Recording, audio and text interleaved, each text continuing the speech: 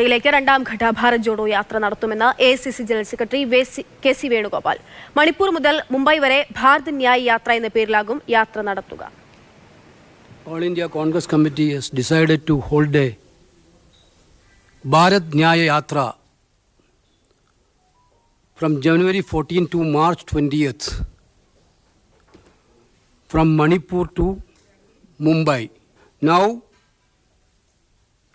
Rahul Gandhi is doing a yatra with the great experience from the first Bharat Jodo Yatra. This yatra will cover a distance of 6,200 kilometers. Anoop Das വിവരങ്ങളുമായി ഡൽഹിയിൽ നിന്നുണ്ട്. അനൂപ്, രണ്ടാം ഘട്ടം ഭാരത് ജോഡോ യാത്രയ്ക്കുണ്ടാകുമെന്നുള്ള കാര്യം നേരത്തെ തന്നെ രാഹുൽ ഗാന്ധിയൊക്കെ അറിയിച്ചിരുന്നതാണ്. ഇതിപ്പോൾ എവിടം തൊട്ട് എവിടം വരെയാണ് യാത്ര? എത്ര കിലോമീറ്ററുകൾ താണ്ടും? എന്തുകൊണ്ടാണ് ഈ പേരിലുണ്ടാകുന്ന മാറ്റം?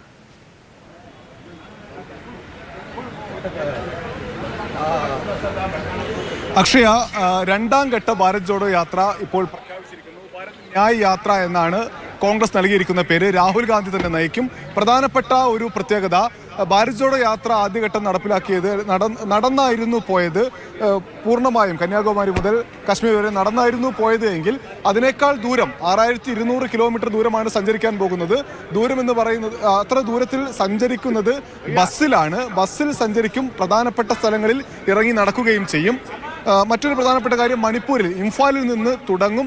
പുതിയ രാഷ്ട്രീയ സാഹചര്യം, ഇംഫാലിലെ സ്ഥിതിഗതികളെല്ലാം വെച്ചുകൊണ്ടാണ് അവിടെ തന്നെ തുടങ്ങാനുള്ള ഒരു തീരുമാനം കോൺഗ്രസ് എടുത്തത്.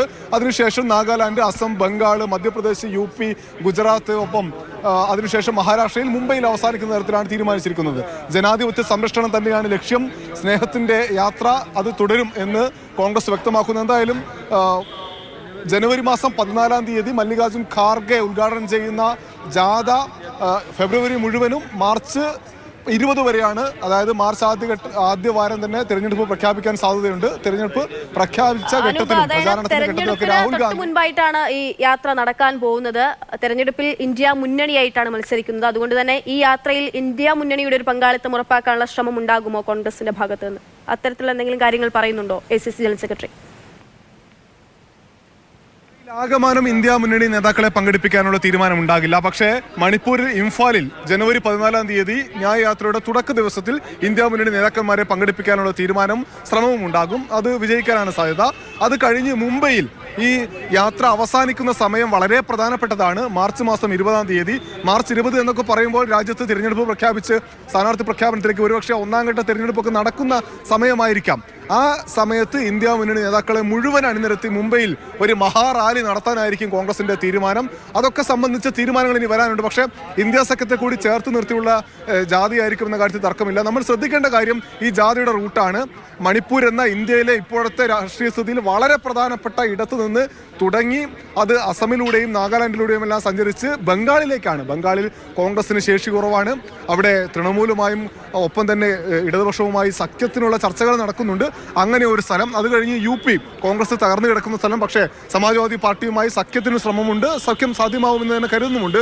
UP യിലൂടെ കടന്ന് പിന്നീട് പോകുന്ന മധ്യപ്രദേശിൽ നേരത്തെ തന്നെ ഭാരത് ജോഡോ യാത്ര ഒരു ഭാഗത്തു കൂടെ കടന്നു പോയതാണ്. ഇത്തവണ ഭാരത് ന്യായ് യാത്രയും കടന്നു പോകും മറ്റൊരു വഴിയിലൂടെ. അത് കഴിഞ്ഞ് ഗുജറാത്തിൽ തകർന്നു കിടക്കുന്ന കോൺഗ്രസിനെ കൂടുതൽ മെച്ചപ്പെടുത്താൻ കഴിയുമോ എന്ന ശ്രമമാണ്. ഒപ്പം മുംബൈയിൽ അവസാനിക്കുമ്പോൾ മുംബൈയിൽ മഹാവികാസ് അഗാഡിയിലെ സീറ്റ് ചർച്ചകളൊക്കെ നടക്കുന്നുണ്ട്. എന്തായാലും മുംബൈയിൽ മഹാരാഷ്ട്രയിൽ വലിയ സ്വാധീനം ഉണ്ടാക്കാനുള്ള കോൺഗ്രസിന്റെ ശ്രമങ്ങൾക്ക് ഈ യാത്ര ഒരു ബലം പകരുമെന്ന് കോൺഗ്രസ് പ്രതീക്ഷിക്കുന്നു. ശരി, അനൂപ് ദാസ് ഡൽഹിയിൽ നിന്ന് വിവരങ്ങൾ നൽകുന്നു.